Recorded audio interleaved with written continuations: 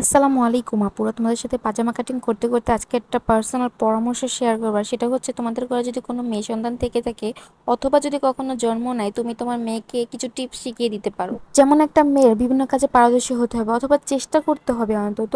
কারণ একজন ছেলে যদি যে কোনো একটা কাজে পারদর্শী হয় তাহলে তার জীবন কেটে যাবে। সে যদি ভালো টাকা ইনকাম করে তাহলে কিন্তু হয়ে গেল, কিন্তু একটা মেয়ের কিন্তু তা না। সে যতই ইনকাম করুক তার কিন্তু সংসারটা আসলে ঠিক রাখতে হবে, সে বাবার বাড়ি হোক আর শ্বশুরবাড়ি হোক, প্রতিটা জায়গা তাদেরকে হোঁচট খেতে হয় মেয়েদেরকে। তাই তাদের প্রতিটা জায়গাতে পারদর্শী হওয়া উচিত। এবং একজন মেয়ের ব্যবহার হবে নম্র এবং মিষ্টিভাষী।